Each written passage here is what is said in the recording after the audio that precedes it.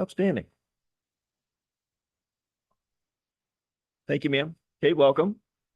So if you don't know, I'm Major General Greg Knight, Vermont's Adjutant General. Appreciate the opportunity to close out our Guard 101 series. Teresa, let's go to the outline. So very quickly today, I'm going to try to go as quick as I can and preserve some time for discussion at the end. I'm going to talk about our challenges. And within that, of course, our assigned personnel strength, our culture, and posture and positioning. So where are we going? And then through the contributing factors, what we're doing about it, and what you can do to help. And then we'll certainly get into, I hope, some discussion. Let's go next slide, Teresa. Right now, our greatest challenge, and it has been probably for the past decade, is meeting what we call paid strength requirements or assigned strength. Who's actually in our Guard? At present, it's at least for the Army National Guard, we are 54 of 54. We're dead last with assigned strength, paid personnel strength. We want to talk about maintaining a values-based culture, and there are some challenges here, and I'll talk about that in a little more detail. We've got limited contact with the majority of our force. As you know, 2/3 of our members are traditional drilling members. We see them normally 1 week in a month and 2 weeks a year. And it's a small National Guard. So there are some perceptions that come from that. People think, well, everybody knows the dirt about what's going on. Rumor and innuendo as opposed to fact. So our job is to do, I think, a better job internally communicating as well as reaching outside the Guard. And then I'll talk about upgrading and building facilities and changing our organizational structure, because we need to be in a place where we can position and posture better than we have been. And in fact, that last one, and I'll talk in greater detail about that. If you look at what happened in Bennington, we had plans to build an armory in Bennington, ready to go. And we almost had the deal in place. And then we realized if we built it, we'd in essence be perpetrating a fraud, because I built a building that I can't have adequate manning in. There's a standard. If I can't fill it with enough soldiers, then I will not receive sustainment, restoration, or modernization money. I won't be able to maintain it. So we have to fix that. Very quickly, our strategy update for 24. Our lines of effort, obviously recruiting, retention, and as we're doing here, external engagements, which are going to be increasingly important for us. And I'll get into more detail about why that's important. We want to implement our Vermont National Guard Leader Development Plan. I've got a little more detail about that. Can we go next slide, Therese? The strategy update. Want to conduct a review of our internal communication and make sure we're more effective internally communicating, as I've mentioned. Analyze our force structure, because our environment's changing. We know that our military is modernizing.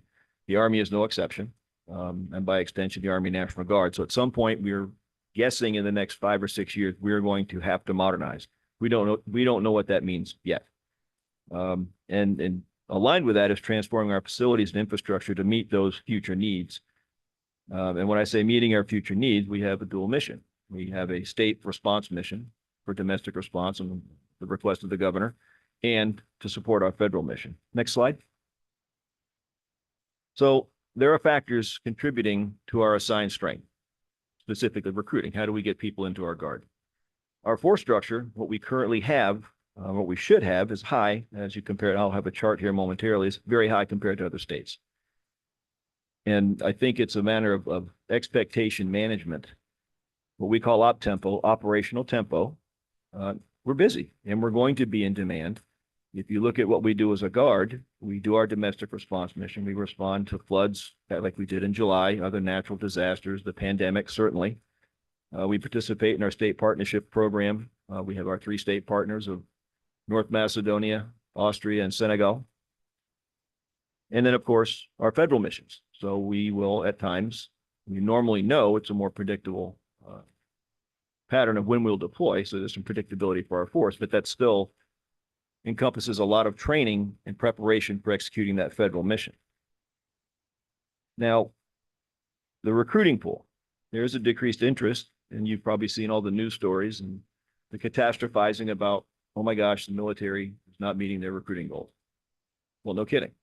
I think it's because, well, a couple of reasons, a complex topic to discuss, but one, as I discussed at Norwich University in October with a number of legislators, is we don't have in my view, sufficient access to put options in front of eligible candidates and their parents. There's also, I'll keep revisiting this because I keep hearing it, there's a negative narrative or perception that comes with service in the military. I think that directly impacts recruiting. That in turn feeds a decreasing interest in military service. You combine that with Vermont having a very small demographic, and you've heard in the governor's state of the state, we are an aging state. We're not retaining talent, and we're not drawing it here, and I'm not able to put it in the National Guard to the benefit of the state and the folks that live here. We do have a high cost of living. Again, no secret to many. We have a lot of things to offer. One of those is a tough climate. That's a factor. And we have ongoing challenges with workforce development, which has been my approach from the very beginning. As you know, you join the Guard, for the vast majority of folks, it is a part-time job. Again, 1 week in a month, 2 weeks a year. But with that comes a lot of hidden benefits, those transferable skills that come with service in the Guard. You know, you get a security clearance depending on your specialty. What's that worth to an employer? If you go into the trades, if you attend one of our mechanic schools, those skills will probably lead you into a certification to be, for instance, a diesel mechanic, or in our case, a light wheel vehicle mechanic. Nurse practitioners, all of those things will cross water. And then the community interest and understanding. So part of my job, I think a significant part of my job, and us as an organization, is to continue educating and engaging with our communities. Most specifically, our centers of influence, and you all as legislators are my centers of influence. So you have reach into your constituents via newsletters, via social media, whatever it is. So you can help us, and I'll talk a little further about that, help us get the word out and kind of counter that negative narrative that's out there. Can we go next slide? This is my chart. Okay, so if this is just a pictorial example. You know, if we look at a state population versus the force structure authorized, right? That's what we were allowed to have in state. This is what we're funded for. So if you look at where Vermont is, comparatively speaking, we're one of the highest states. And that's across, we're usually in the top 3 with per capita participation in the National Guard. So if you look at, again, at per capita, 10 times that of California, New York, and Texas. Of course, these are huge Guard states. 4 times that of Pennsylvania, New Hampshire, and Maine being like-sized states, at least population-wise. What's important to note here, I think our Guard has a pretty good reputation, and that's exemplified by about a third of our force comes from out of state to participate in our Air and Army National Guard. So that's good business. I'll take them from wherever they come. Whether it's sustainable or not remains to be seen. We go next slide. So what are we doing about it? So I'm going to walk through some of our initiatives here. We're not just sitting on our hands, you know, wondering, gosh, what could we do? So we adapted. There was a program called the Army Program for Youth Success called PAYS. We have to have an acronym for everything. So originally it's an active duty program where somebody would do their 4 or 6 years of service. And when they separated from the active duty military, they would be guaranteed an interview with up to 5 employers. Well, I don't know how many employers in Vermont would like to wait 5 or 6 years to have an employee come back from their service. This is better tailored, and we stole it. I'll be honest about it. I'll poach a good idea when I see it. We tailored it, and thanks to Colonel Burke, who's here with us today, we came up with the Partnered Recruiting Initiative for Military and Employers, also known as PRIME. And that allows our Guard members who return from basic training and their advanced individual training, which is in a few months, depending on their specialty, they will come back to Vermont, and we will partner them. How many partners do we have now, Bob? So we've got 12 partners, and we're looking to grow that. And these are obviously significant employers here in Vermont. Collins Aerospace is one. We've got Blodgett Ovens and you know, a number of others. So there's some interest there. We can get folks aligned. Again, I come back to workforce development. Good business for us, good business for Vermont, and we can get folks viably employed. I've initiated almost 2 years ago now. And again, another idea, I hate to admit it, I actually stole an idea from Alabama, but I did. It's a joint enlistment enhancement program, and this is internal to us. And I've incentivized our National Guard members. If you put somebody in the Air and Army National Guard, we will give you an incentive payment of $1,000, and they'll have to file it on their 1099. It's reportable income. But we've seen pretty significant success with that, more so in the Air Guard. When we fielded this, our Army, most of our Army Guard was deployed. So we're going back to marketing that internally. And we're seeing some success there because it's a little over and above. They're not necessarily a recruiter, but I want them to be our ambassadors. So at least I can provide some monetary incentive to say, listen, I'm paying attention to what you're doing and thanks for doing it. And the one thing that we're really starting to see some traction, I sincerely believe in the power of establishing good relationships that we've done, for example, here with the legislature. Been working with the Vermont New American Advisory Council and centers of influence like Burlington Councilman Ali Jang, who was originally from Mauritania. He has family in Senegal, one of our state partners. He's a dear friend of mine, but he's certainly one of our most powerful advocates. He is on the Vermont New American Advisory Council.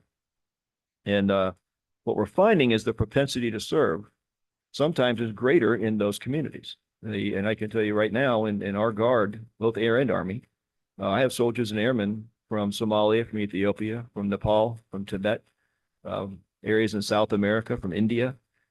And I could tell you a very quick vignette as an example. I have one young soldier who came to us from Somalia. He's a combat engineer with us. He recently graduated UVM. He was in their engineering program. And I first met him 2 years ago.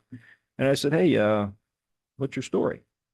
And he said, well, when I came to Vermont at age 8, and he said, I couldn't believe I could have a glass of milk whenever I wanted.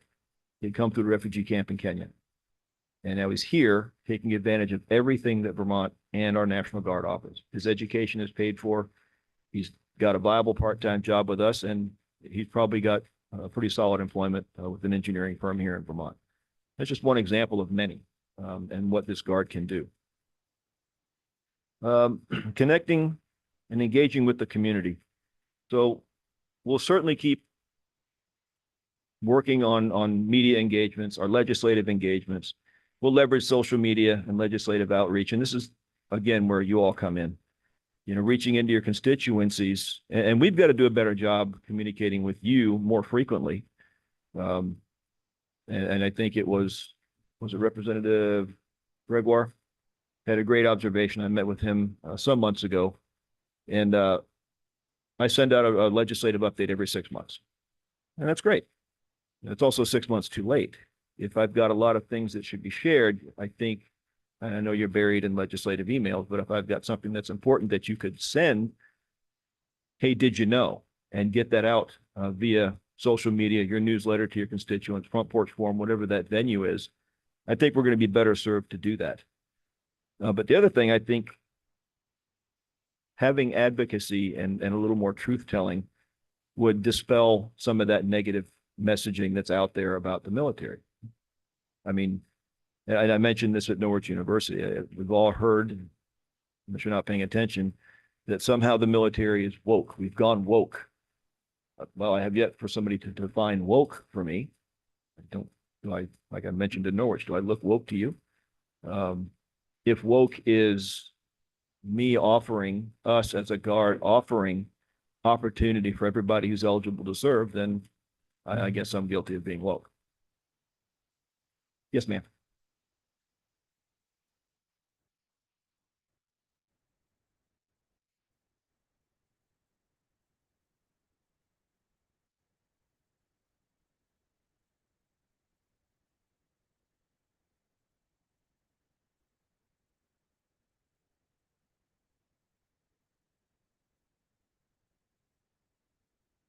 Okay, that's a great idea. Teresa, did you get that?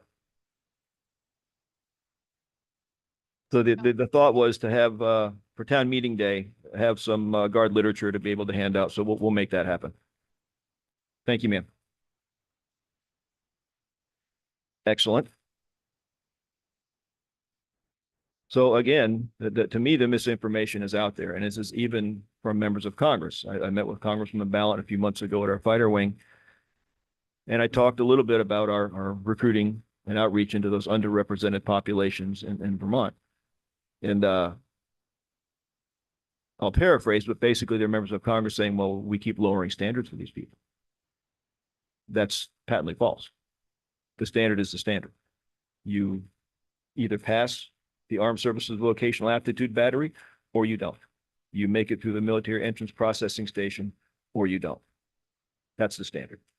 So we're welcoming to anybody who wants to serve. You meet the standard, then that's where we go.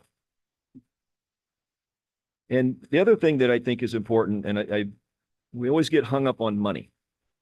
So we have a very limited travel budget for our recruiters. We don't overtly go out of state all that often. So in every service has a transition team, for instance. If I look at the Army Guard, we call them Reserve Component Career Counselors. In the Air Guard, they call them in-service recruiters. But every active duty installation, irrespective of service, has some type of transition team. So my vision, one, is to grow our travel budget a little bit and put our recruiters on the road, Air and Army, to go out and have a face-to-face conversation with those transition teams. They can ignore an email. They don't have to return your call. But when you show up in person at their shop, at Fort Moore, at Fort Liberty, at Nellis Air Force Base, wherever it is, and you've got great Vermont microbrews, you got maple syrup and some Vermont swag, now you can establish a relationship. And maybe from that relationship, hey, we have X number of soldiers, airmen, sailors, Marines relocating to the Northeast. If they're coming out of their first term of enlistment, they can continue service in the Guard without a break in service. And we could then align them with employment here in Vermont, depending on what they want to do. So that's one of the initiatives I really want to focus on this year is building those relationships. I think we can come at it from two directions. I can reach out to those installation commanders, the wing commanders, the division commanders for an introduction, and then we would come in at Colonel Burke and Sergeant Major Bell's level with the recruiting teams and actually facilitate that relationship. And then obviously the intent will be to sustain it because they're active duty, they're on orders, working at an installation, there's going to be turnover. So we have to sustain that. We also have an honorary commanders program. Our Air National Guards head this program. It's in an Air Force instruction. It's quite brilliant. So commanders are partnered with local civic leaders, academic leaders, business leaders, other centers of influence within the community who partner with them. And there's a number of benefits here. Those honorary commanders can bring in outside perspectives for marketing, for job opportunities, for advocacy, and get us in front of people to again share that story. It's such a great idea that even though I'm in the Army, I can learn things. We adapted it to our Army National Guard. So between the two, we have probably one of the strongest honorary commander programs across Guard Nation. And we're going to continue pursuing that. And then, of course, working with the legislature was very important for us. We've gotten recently approved the Vermont State College education benefits. So an example of our work with the legislature, we identify a need between the caucus and our committees, my committees of jurisdiction. We're able to get legislation, which is a benefit to the Guard and helps us with recruiting. So for instance, we are always looking for nurse practitioners. We're always looking for physician's assistants. And those schools don't reside here in Vermont. We have a nurse practitioner program, not within a specific specialty. If you're a nurse practitioner for psychiatry, you're going to have to go to another university. We can now pay for that, and they will still serve in our Guard.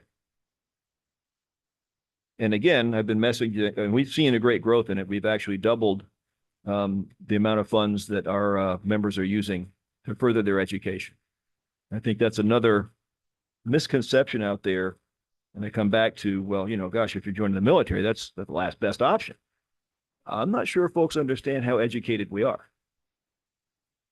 So we've got to be an officer in either the Air or Army National Guard, you're going to have a 4-year degree.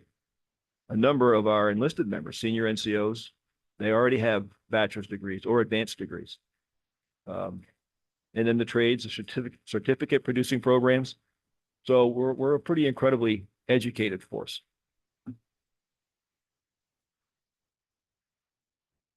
Let's go next slide. I can't see it. My factor slide. Factors contributing to culture challenges. Next slide.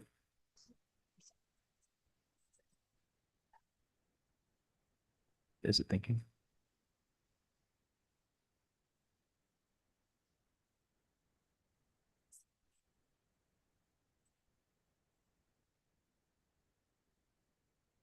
Yeah, Therese, we're looking for factors contributing to culture challenges. Sorry, I should be telling you to advance the slides.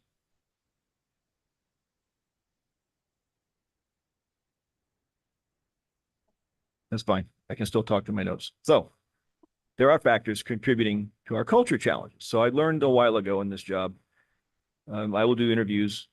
Some are pretty benign, some are quite contentious. And I had a fairly contentious media interview, and I always give myself a C. So I asked my folks there, and I said, how'd it go? You know, they ask a lot of questions about culture. You know, what are you doing to change the culture? And one of my NCOs said, you know, you don't change culture. You change the climate. The organization changes the culture. I thought that was a pretty remarkable insight. I'm like, okay, that makes sense to me. So I think we've changed the climate. The challenge for us remains one of having limited contact with our traditional drilling members. We literally, at some level of command, have purview over them about 7% of their life. So it's hard to communicate with them. We're all saturated in apps and social media. Sometimes they read the newsletter, maybe they don't. But I need to do a better job, and we as an organization, in communicating more effectively, more consistently with them, which will, I think, help us address the perception problems. I'm working closely right now with a company, and I hope we'll get it in place. But it's basically they do social media monitoring. So I can't get people to come to me and say, here's the problem, here's my recommendation to fix it. But I can at least have themes identified by social media monitoring. I'm not talking X or Facebook. They'll go into Reddit, subreddit, some of these other lesser known, and yet more popular with the audience we're trying to recruit. What are your perceptions about the military? What are your perceptions about the Guard? If you're in the Guard, what are your experiences and perceptions? So I can pull out the themes there and say, okay, now I've got a better idea of the direction we need to go to focus on changing the messaging and addressing the culture issues. And then for a while there, we had some challenges with nobody knows what happens with discipline. Kind of feeds that good old boy network theme that keeps coming up. It's a perception. I can't measure perceptions. I can't measure feelings. If you're not bringing me facts, I or any subordinate commander or sergeant major can't deal with it. How do I address feelings? But I know there's a perception out there that, well, some people get in trouble and they got treated differently than somebody else. So we started publishing internally to our Guard a redacted version. I see the detailed version, but we call it the status of discipline. Some units in other states do this. I've shared this with National Guard Bureau because I view it as a best practice. I'm giving transparency to our organization. It's redacted. It might say, Staff Sergeant Captain so-and-so was investigated for this transgression, and here was the outcome. Now, even in doing so, I know, well, how come this captain or lieutenant appears to have done the same thing, and their punishment was different than somebody else of the same rank? Because every case has its own set of facts and circumstances. And I'm not going to get into that. I don't owe them that answer. I owe them, we are doing something. We are actually paying attention. And if you do something, you make a poor choice, there are consequences for what you do. And within that, one thing that we did come up with, and again, my staff judge advocate, Major Kaplan's quite brilliant. He came in and we were talking about withdrawal of federal recognition. So historically, if you're an officer in the military and you do something so egregious, you get investigated and it is substantiated, there's a process called a withdrawal of federal recognition. It takes years. It is very lengthy. And he identified that, well, you don't have to do that because it's a guardism. In order to be federally recognized by the Senate, by Congress, you first have to be appointed in your state. So the fast track for somebody who is probably not deserving of service in our Guard is for me to terminate their appointment. We will do an investigation. If the result is it's substantiated, your conduct is egregious enough, I can't have you here, I will terminate your appointment. Now, I can't characterize the nature of the discharge, honorable, dishonorable, general, other than honorable conditions, whatever it is, but you're not going to be in my Guard. What it does in this, puts them in purgatory. They're cut loose. They may try to find a home in another state. Their record will have an accompanying letter from me or the commander, whoever their commander is, saying, here's why we terminated your appointment. eventually it will catch up with them. You're not federally recognized. You'll simply be separated. Or we wait. We still have the option of withdrawal of federal recognition. That doesn't come off the table. But that, to me, provides another disincentive to do dumb things. And then our up tempo. Again, I mentioned that early. We are so busy and going in so many different directions. There's a lot of demands on our guard. This is not just Vermont, it's nationwide.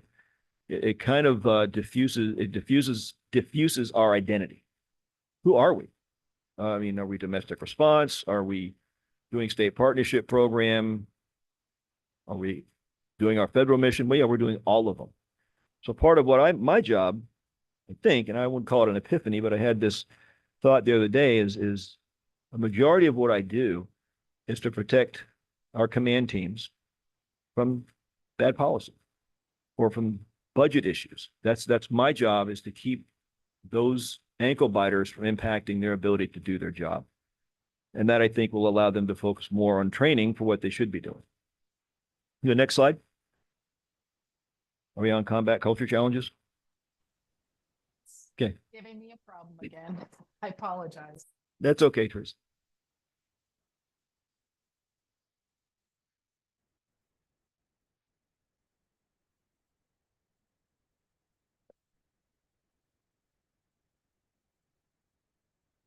So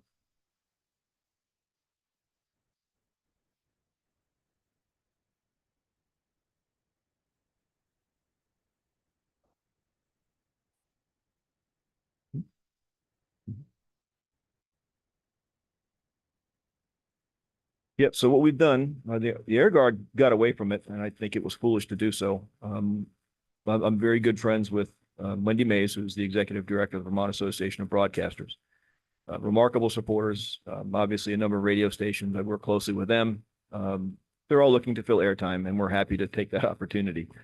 But we finally, it took us a while to get there. We contracted for non-commercial sustaining announcements and CSAs. The benefit for that, if you try to actually purchase that airtime, it's about an 8-to-1 return for us. For every dollar we spend, we get $8 in advertising. So good business for us. I spoke to her, I think I was down here a week before last, and she was, I think, with Senate GovOps, but that contract actually has provisions where we can add on additional years at the end of the contract. So that's good business for us. Yeah. Are we there yet? So knowing that I've got some issues with communication, and I want to make sure that I'm listening to what people have to say, and not all senior leaders, we don't get to make every single decision without valid input from our mid-grade leaders. So I've reestablished the Joint Junior Leadership Council. At some point, they're going to be future senior leaders in our Guard, and I've got to be in the business of making the next us. These are all senior NCOs, company grade officers, so lieutenants and captains, who are actually closer to issues than I am. And I've created this so they can share their concerns, give us recommendations for making the organization better. I've known this for years, that good ideas don't have a rank. Innovation doesn't have a rank. So I think that's how we get to the generation we're trying to recruit, is getting feedback from those very same people on how we do it. We've moved a number of our operations that were under either Human Resources Office or the Director of Personnel, the Deputy Chief of Staff for Personnel, our Sexual Assault Response Coordinator, our victim advocates, our family programs, our mental health providers. All of that should be under its own directorate. So we've moved that direction. Some of those, State Equal Employment Management, for example, and my Sexual Assault Response Coordinator, should have a direct line to me. And that's by regulation. There should be nobody in between us for a conversation. So by establishing a separate directorate, now they have a standalone. Human Resources can do human resources, and personnel can do military personnel. So that seemed to make sense to us. Our Leader Professional Development Program, we really kicked this off, and Mike Titus, who's my strategic planner, really central to making this happen. We had our all ranks military ball on December 2nd, but the day preceding the evening's events, we had a professional development session, and we had 600 plus attendees. Sir. So And these are Air and Army National Guard. These are soldiers and airmen of all ranks. And the whole intent was to fill in the gaps and develop a more professional Guard member. And we focused on things, financial literacy, global affairs. We brought in Dr. Alex Lasner from the Air War College in Montgomery, Alabama. He gave us an overview of what's going on in Central Europe. Fitness, nutrition. These are not things that come from traditional military training. You're going to get what you need for your specialty. But what are we doing to fill in the gaps to make a more professional, mature, and educated organization? And that's what a lot of our young folks need. They're not coming to us with a whole lot of external experience and how to manage money, how to take care of yourself, how to manage your time, and certainly what's going on in world affairs and why is your job important. And I did mention already the status of discipline. So that's, again, increasing the transparency of our Guard. So posture challenges. We've got our armories. Can we next slide, Therese? So if you look across the state, many of our armories were built in the late 50s, early 60s. So they're dated, they're inefficient.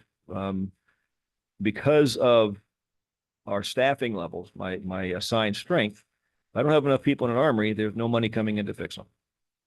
So they're just going to sit there and gradually continue degrading until they're not usable.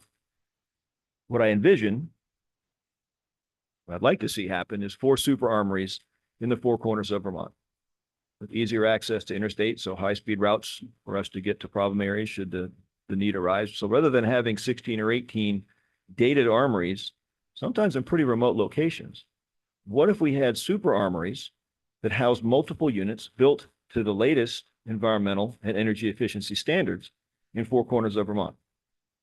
But until I fix recruiting, I can't build them. So herein lies the challenge. I can continue throwing money at failing armories across the state, or I can divest those to communities that probably need them, who have money to refurbish them, and focus on building new and making us more efficient and a more viable resource for the citizens of Vermont. And I did mention changes to organizational structure. That's driven by service decisions. We're in a pretty good spot with our Air Guard. We're in the lead in many ways with our fighter wing. Army Guard, we don't know yet. But I do know we're going to change. I don't know what that looks like yet. Even if we try to change on our terms, the Army might come in and say, no, that's actually not what you're going to look like. Because that's how we're built. That's how we're funded. They have to be built to support that federal mission. And then funding and budget, that's, continuing resolutions, that just hurts us. We can't get things built. There's some other complications. I'm working with the congressional delegation, for instance. We're talking about it on the way down here. The Buy America, Build America Act. I had a great intent, but I have right now $31 million in military construction, 8 projects on hold, because I now require a waiver from the Made in America office for permission to use things to build it that aren't from the United States. So it comes back to a question of definitions. I asked the head of the contracting agency at National Guard Bureau to go back to Congress and say, what's the congressional intent of this act? It says public infrastructure. We're not public. You just can't drive onto our installations or walk into an armory. It's a secure facility. So I don't know that we should be considered public. I think the intent is for bridges, buildings, other things that are public. But yeah, it's certainly a challenge for us. Next slide. So we've got ongoing efforts. We're working with National Guard Bureau to kind of shape the discussion. Again, we're not there yet. As the Army modernizes, and understand when we say that, it's modernizing is an iterative process. It's not like, hey, congratulations, it's 2030 and you're now modern. It's not going to change until we change it. It will not end in 2030. My biggest concern is, can we keep enough to respond when we're asked to respond? Right now, I'm hamstrung. I don't have 700 soldiers, about 100 airmen that I should have. Now imagine if we filled those vacancies. We could do more. We could do more easily. We could increase our international footprint. We could do more state partnership program events because I have more people to do it. And if I've got more people in the Guard, we have more federal money coming in, therefore more federal money, payroll, benefits, all of that going to Vermonters and into our communities. But I mentioned already, my vision for super armories. We're not there yet. So that's where I'm going to need your help. The next slide, how you can help. If you're here, you're probably already in the caucus. If you're not, I look forward to swearing you in. But share our story. I think we're very fortunate, and I mentioned this at Norwich, the Vermont National Guard has a unique relationship with our legislators. That's something that I value greatly. I've talked to my colleagues in other states, and they don't have that. There are a handful of states that have a National Guard or version of it, a Veterans Caucus. Ours is probably one of the most active. Us, Massachusetts, I think North Dakota also. But the legislative engagement is not just about the budget. We don't come down to you just when we need something. I thought that was bad form, which is why I asked for the caucus to begin with. I appreciate the work. We need access to share our story. And I mentioned this to the Education Committee, but military service, not for everybody. I'm not looking for everybody. What I'm looking for is equal footing to provide our opportunities to those who may be interested, those kids and those parents who might say, yeah, I want to do this. I don't want to go to college right now. Or I want to go to college and have somebody else pay for it. In exchange for your service, we will do that. And you see the supporting legislation. These are the things that we're struggling with, right? If I went after that, for instance, that prior service market, and I had a young soldier coming from an active duty installation, where are they going to live? Where can they afford to live? They're going to come in here and probably start new with an employer and be in the Guard. We've got to be able to facilitate getting them here. And I will tell you, this is year 6. Our military retiree numbers have not changed. Still at about 6,900, been true for 6 years. If I look at Wallet Hub or Military Times or any other number of websites, you simply type in best places for military retirement. Vermont got better. 2 years ago, we were number 51 out of 51. Now we're 47, but still an F. Said this before, Vermont has a lot to offer. This is a fantastic place to live, to raise kids. Our quality of life here is very high. I like living here. But it tells me something if I'm looking at retirees, never mind prior service, but military retirees, they're not coming here. And they're not staying here. If I look at like-sized states, the New Hampshires, the Maines, the Dakotas, Montana, Wyoming, they have 3 or 4 times the number of military retirees than we do. There's a reason for that. I'll leave it at that, but I would tell you that we could make Vermont attractive. I've had this conversation with the Governor's Workforce Development Board. If we do this right, we could market Vermont. You could market the Guard. If I go back to my comments about working with active duty military installation, what if the Guard partnered with the Department of Labor and other employers?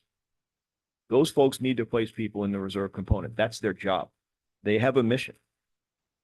I think if we built it right, we could help them, and in turn, we could bring people to Vermont. For our culture, and I think we've gotten beyond this. There were times when if the Vermont National Guard was in the news, it probably wasn't good. I think we fixed that. I hope we have. I don't want to jinx myself. I think we've come a long way in 5 years.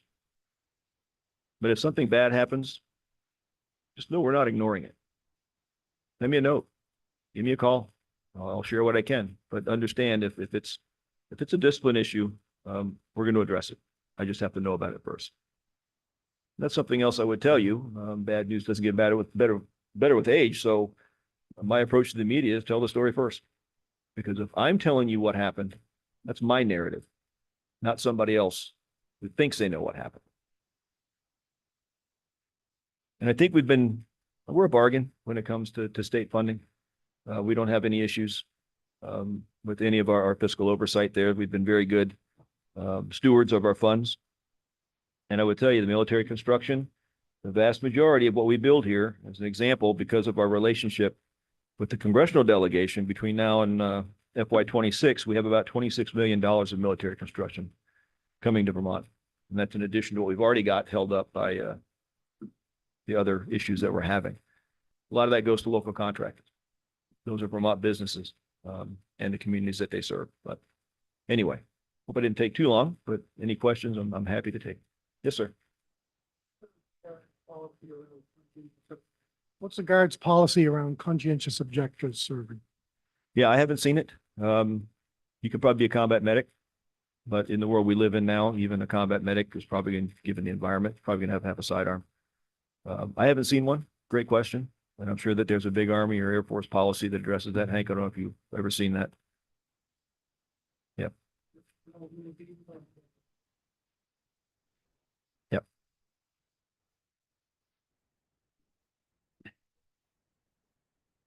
Yep. Yep. I think they could certainly serve. It just, it happened, what happens when you deploy? And you actually have to do your job. That's going to add some complexity to it. Yes, ma'am. Yeah, I served in commerce some years ago, and when this issue of military retirement came up and the education funding and the workforce issues, the DOL, the Agency of Community, Commerce and Community Development, all those people, they all go over to Fort Drum on a regular basis. Maybe people from the Guard go over there as well. And they're recruiting people to come when they come out of retirement, when they go into retirement, to come to Vermont. Guard members, regular Army, whatever. The guy that spoke to us from the service basically said the first thing they do when they get those packages about their retirement is they pull out the piece of paper that lists all the states where you don't have your pension taxed. And we're not on that list, but that's the first thing they look at. Where am I going to go? How do I save money? You know, am I going to, and I know we've worked on this in this state house for years, but it's a really, really important piece. Yes, ma'am. And right now, although we did have some progress, I think currently in place is you won't be taxed on the first 10,000 if you make $50,000 or less. Most folks who retire, and something that I think we should talk about, one is a longevity retirement. Like I'm old school. I'm kind of an aberration. I'm a 20-year, well, 41-year retiree, but there's a blended retirement system now, and you're vested at 2 years. You can take it with you. So if somebody does their initial 6 years, they can leave the service. And if that's taxed, and it's going to be small comparative to, you know, a 20-year retirement. But that's going to have impacts, I think, downstream on whether we can keep those first term enlisted members, NCOs and officers. Yeah. But for me, it comes back to workforce development. Right now, there are 48 other options, 27 or 28 don't tax military pensions at all. The majority of them provide a greater level of tax relief than we see here. And again, I come at it from a workforce development perspective. I give you my perception of, or my opinion as a constituent, but I'm the Adjutant General today. So, yeah. Yes. Yes, sir. Thank you, General. On this same subject, Mike Morgan is sitting here and he's been a leader in legislative initiatives to reduce or not tax military retirees' pensions. So I'd like to hear from Mike if you've got anything recommended or other legislators that are here in that fund for this.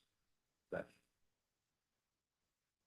the only thing I could say is I've had numerous constituents, and admittedly, majority of them prior Guard folks, weigh in with people here in the Vermont legislature, both in the Senate and the House, and tell them how you feel.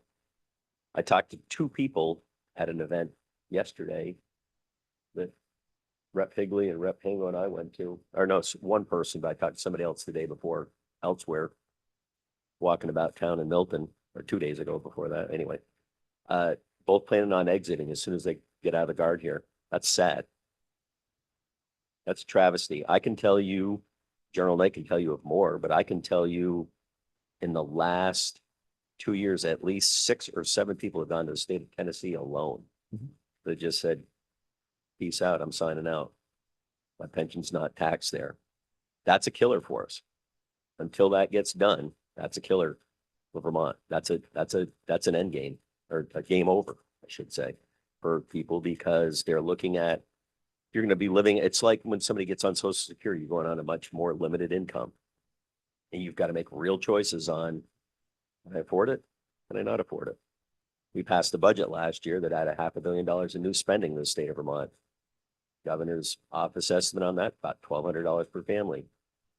I looked at a W-2 that I got back just yesterday, my one from the pay from here.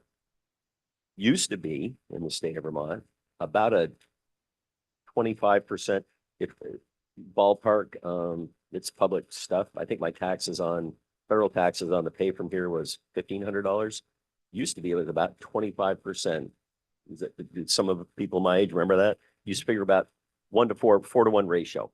Whatever your Fed was 1,000, planted 250, you owe the state ish. I was shocked. I got my state one back yesterday. It was 1,514 federal tax dollars out of my pay from legislature, 542. You do the quick math. It was a little over a third. Mhm. That has marched upwards. You combine that with you ain't getting the pension, bye-bye. Yeah. And it's that simple. I get chastised by some of my colleagues for oversimplifying it. It's not oversimplification because I have the people talking to me that are voting with their feet. They salute smartly, about face, onward ho to another state. Yes, yes. There are bills sitting on the walls of the committees of jurisdiction that could be taken up and exempt military pensions, but there's no appetite at this point, bluntly. Period. Dot. Somebody wants to beat me up on that, go ahead, please. But I mean, it's okay. I'll take it. I'll take that spear. But and I'm passionate about it. I get amped up about it. I get mad about it because I'm telling people you're losing. General Knight preaches it. You're losing workforce. You take an AGR, he'll tell you the same story. An active guard reserve system. Again, it's part of the multi-tiered system we have of full-time employees in the Vermont National Guard. Take somebody that starts at age 20. And the new system is a little different with the blend that he was alluding to, but you take the old system, 20 years, you can get a retirement. You're 40 years old. You could do a second career here, standing on your head at 40. I'm 62, still kind of putting down a conclusion together. But you go to that person, is there incentive for you to stay? Maybe not. Keep them here, keep them working, keep them in the workforce. And I've been told I'm a broken record on that. That's okay. I'll be that broken record. I'll take those spears, but I'm right. And I'll tell people I'm right because they talk to me all the time. Friends left and right of me, Army and Air. Bye-bye. There's another perspective here, and I've heard this narrative a few times that, well, if we do it for the military, then we'll have to do it for first responders. Okay, I might buy that, but we're different. It's apples and oranges. Correct. We swear an oath. We have a contract. Yeah. We owe service. And if you're a firefighter, volunteer firefighter, EMT, God bless you for doing it. Sure, absolutely. You can go to another position. You can leave the state. You're not tied here. No, by that contract. I had somebody last year ask me what makes you so special. Mhm. And I said, ooh, first of all, we'll never hear uttered from Michael Morgan's lips, nor will you hear, I'm pretty sure I can say on Greg Knight's lips that we're special, but I will certainly tell you all day, every day that we are sure as hell unique. I get called lots of things. But Yeah. Yes. Everything but a Yes. Christian. But the reality of the matter is, there's some very unique things. And I've even said, and I bet I could get, I don't know, I'm trying to put you on the spot, General. I bet I could get you to sign up for this one. I would cut it off at 05 if that's what it took for our men and women to get tax relief on their pensions and go, the colonel and the general don't get it, but we're going to give it, damn it, to the people that serve their country and busted their humps for this country. You can exclude me. I'll deal with it. I'll make it. I'm gonna get by. I'll do what it takes. I work arguably 3 part-time things right now to get by with my pension. And I'm okay with that. But give it to my men and women that busted their tail for this country. And I can tell you, because I asked the gentleman last week, I asked the deputy adjutant general, he's deployed 5 times since 2001. Mhm. Am I right, Hank? 5 times. in 24 years. You may go, no big deal. Well, how many other people have done that? Mhm. Kiss their wife and kids goodbye, kiss their husbands, I mean, whoever that may be. And I also tell I tell them that's what makes us unique, number one. Number two, I go, what's more horrid? And again, I think I can speak accurately for Hank Harder and Greg Knight and say, what's more horrid than having to deploy yourself is sending your men and women to deploy when you don't go. Mhm. Because you're now looking into the eyes of the husbands, the wives, the children, the grandchildren, the friends, and going, we're going to do everything we can to get your loved one back. They don't, when those families are staring, they don't give a damn if you win the war, the battle, the fight, but they want their loved one back in one piece. And it doesn't always happen. And it doesn't always happen. And we've been to the funerals. So yeah, I think it's a fair point. I think that makes us different. Yeah. Different enough. So I brought those kind of things up, but I say, where would you like me to end with this person? And they're like, I think I got it. And I said, yeah. And again, I've had the first responders, God bless them. We need those people all day, every day. I serve municipally as well as in the statewide as a selectman, and God bless those folks. We need them. I depend on them. We depend on them to keep our streets safe and keep our people in crisis safe, shall we say, in the EMS world. But I get off my soapbox. You get me going, I'll go all day on this, and I'll cite I examples. all really day. need you to get off the fence with this issue. I mean, you could really stop sugarcoating it, will you? I mean, Yeah. This is awful. I don't. Maybe it'll be to my detriment someday, but that's okay. I can live with that. I'll go to bed feeling well at night. But again, But thanks I for think- highlighting that, Jed, because it's a concern. No, on that narrative, and I want to, obviously, we need to move on, but I always say, how many Christmases have you spent with your kids that are overseas in the last 20 years? Mhm. Or Thanksgiving, or birthday, everything. It's, you can count on one hand, 21 years. Not to beat it, but in Franklin County, we had a very large deployment to Iraq a few years ago. And in going door to door, I met some of these people who went on 2 or 3 deployments. These were the part-time guard who had jobs, families. And they went over there to what was essentially a hellhole. I mean, they worked really hard, and Ennisburg I think it just totally sucked people out of Ennisburg. Yep, that was my unit. Yeah, there was the guy who owned the store, and he got left, and he was left with one person who was left to take care of the store while he was gone. I mean, these are people who have gone and they were not young people. These were older people who joined the Guard and never expected to go to an active war zone. Mhm. But they did it many times, and their family sacrificed. So it is a sacrifice. Thank you, ma'am. If I may add one other point to this from a purely like workforce development perspective, like the general says, I'm the prime program manager, and every business I talk to in the state is hurting for people. And if we could attract veterans and their families who are retired to the state just by exempting their military pension, they're going to come to the state, they're going to work, they're going to get into a job with these businesses that need help, and they're going to bring their family members, their spouse is probably going to work too, and you're going to collect tax revenue off of those jobs. So you're giving them basically, you're throwing them a bone and you're bringing them to the state. You're bringing good quality employees to the state. That's the workforce development piece that General Knight talks about. Thanks, Mike. I think there's something to consider, Representative Morgan. Maybe somebody can take this up, right? I think we have the capacity here in Vermont to do some comparative analysis. So I understand up front, yes, the argument is, well, this is an expenditure of whatever, $2.8 million a year. Okay. Nationally, that's budget dust, but for us, that's not insignificant. But with other states, where's the break point? And I'm not an economist, but if you grew that population, when do you start making money? Right. And I think if you looked at some of those like-sized states, I'm sure that there are analysts at UVM that'd be willing to help us out. Yeah. All right. I think we're almost at time. Well, thank you all for being here. I really appreciate it. Appreciate your support and all you do for us. I mean, it's significant for me to have your advocacy. I mentioned this to my caucus co-chairs when I asked for this almost 5 years ago now. I could not have foreseen the friendships, the collegiality, the partnership that's come out of this relationship. So thank you all for being a part of it. Much appreciated.